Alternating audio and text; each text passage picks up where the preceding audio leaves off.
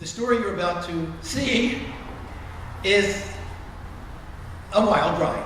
And so I hope you enjoy this wild ride. It's a part Mel Brooks, part maybe Disney, but all Bible. So we present Time Travelers.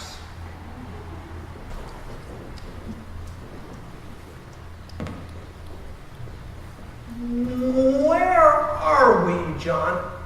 Peter, we're lost. How could we be lost? That crazy experience on the boat threw us for a loop. Jesus has kind of turned our life upside down. Better than dead at the bottom of the ocean. That was the storm from hell. Calm as a clam. He waved his hand. And poof! That was that. One of many miracles, my friend. The blind, the lame, the blind, the lame, The insane, the dead, all healed. all saved. Right now, we need to find our way without him. WWJD. What would Jesus do?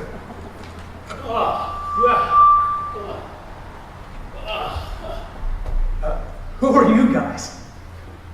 Well, I'm Levi, and this is Aaron. Who are you, and why are you dressed so strangely? I'm John, this is Peter, and we're dressed like normal people. You look like you found old costumes from 1,000 years ago. All I know is we're hungry and thirsty. We just fought a bloody battle against the Philistines. There are no Philistines here. Not for hundreds of years. Excuse me, but we just fought them, and we won. Miraculously. Well, we were just saved from drowning. Miraculously. Our little David took out his slingshot, loaded it with small stones, and shot this giant man Goliath smack in the middle of the forehead. He froze like a pillar of salt and fell face down, dead as a statue. Then the Philistines ran away faster than you can say, Jacob, Rabbi, son. Well, our friend, and I mean our personal friend, saved 12 of us from drowning. We were in a teeny tiny little boat in the most ferocious storm ever. With the mere flick of his hand, the wind stopped and the water was just like glass. Wait a second, Peter. We know that story. What story? David and Goliath and the Philistines. Impossible. We just fought that battle a few hours ago. Peter, how is that possible? No clue. That's because it isn't possible. Let me try to explain something to you. Make it quick. We're thirsty. And hungry. John and I are from today. You guys are from 1,000 years ago. How do you know that as fact? We know because you are part of our history. Your little boy David becomes your king. And he turns out to be the great, great, great grandfather of our friend Jesus. How can Levi and I be standing in the same place as you two?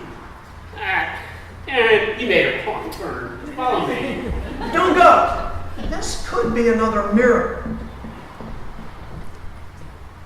It's just a weird coincidence. Who are you? And where did you get those bizarre are closed. I'm Trish. What kind of name is that? It's American. What's American? Oh, wait a second. You fellows must be part of the reenactment, right? Oh, may I take your picture? Picture? What's a picture? You must be so sick of getting your picture. I knew we were lost, but I didn't think we were this lost. Where did you come from? I'm with the tour group.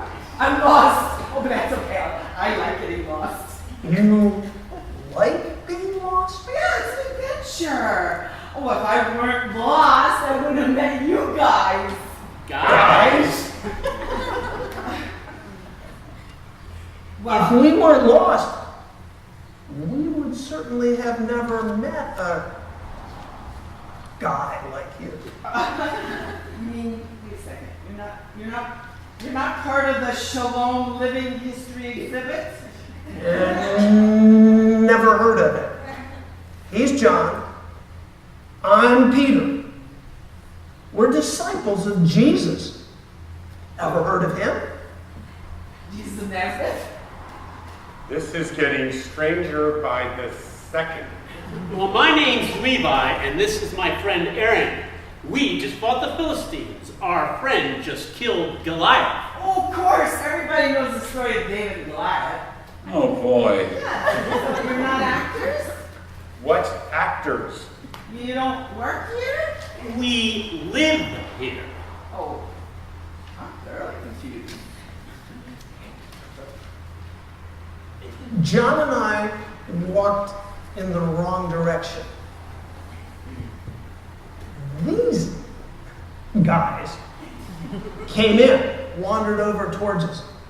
And now you wandered over, and so here we are.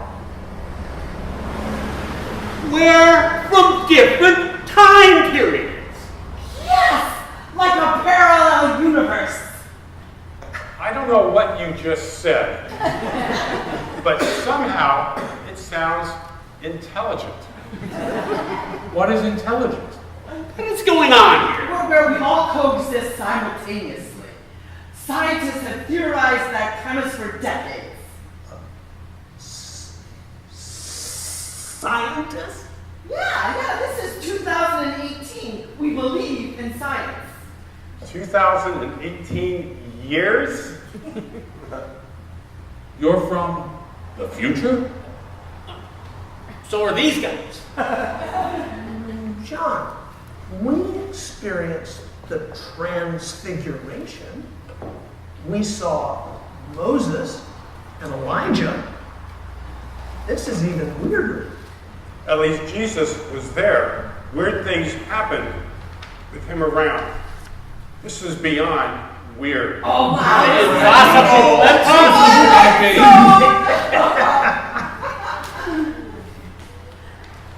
We need to stop questioning and have faith. God says, have faith and I'm always with you.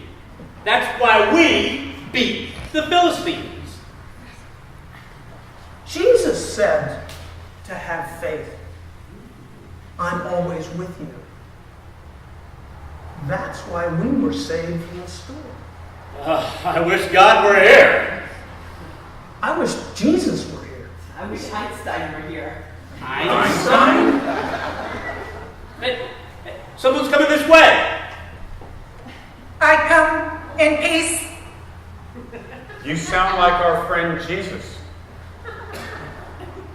Do you recognize this person? No.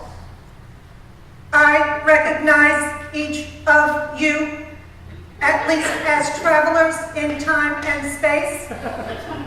I am Doxo from the year 3001. I've been watching you from a distance. I'm sure it is incomprehensible to you, but not to me. In my millennium, we recognize the everyday existence of a parallel universe. Oh, scientific theory is correct. Yes. My friend, you come from the 21st century. You too come from the era of Jesus. and you too come from the era of King Saul. How can you tell? I am a miracleist. Whoa, what's that? We devote our lives to faith and miracles. We had miracles, but we didn't have enough faith. We had faith in science, but it wasn't enough to explain the mystery of life. We believe in God and science. We have learned that miracles exist forever throughout time and space. Everywhere, every day, every minute, we look for miracles. We expect miracles. It is the only worthwhile way to live. What an amazing day. First the Philistines and now this. First the storm and now this. The past and future inform and invigorate the present with abundant vitality. Then we use this unique aggregated energy to align us with the physical universe. That is how we achieve what we call an idyllic life. What is an idyllic life? An idyllic life is a life synchronized with God's vision. Synchro? Nice. Together as one, in harmony. The result is everlasting life. I must go. Unfortunately, my hover cart is triple parked up there somewhere. I saw you standing around, out of sync with time and space. So I wanted to comfort you with the good news. What good news? The good news that God wants the best for you. Take heed of future wisdom. Have faith and look for miracles. Enjoy them. Celebrate them. Like that flower over there. What flower? The violet that breaks through the rocks. Oh, I see it now. It's beautiful. A miracle. None of us noticed it. With that, I leave you. Oh, but thanks for the message. I feel blessed. We must tell Jesus about the future. Oh, I wish I could tell Einstein. Yeah, maybe he'll show up too. If we only knew then what we know now. Life would be different. Or would it? Life is short, but we do not have too much time to gladden the hearts of those who travel with us. So be swift to be kind and make haste to love. Where the travelers? Among many. Throughout time. If the violet breaks through the rocks, so can we. What are you doing? I'm taking a picture of the flower of the rocks and the message from the brochure, and I'm gonna put it on Instagram. And let's pray it goes viral. What's viral?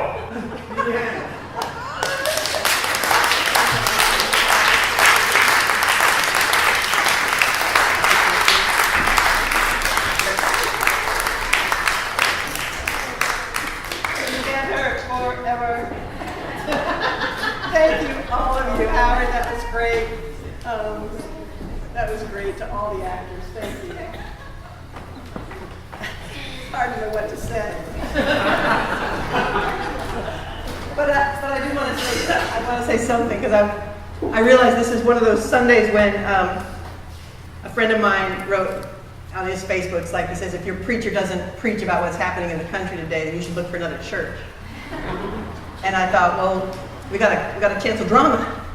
So how do we do that? How do we put it together? And yet, you know, it just feels good to laugh.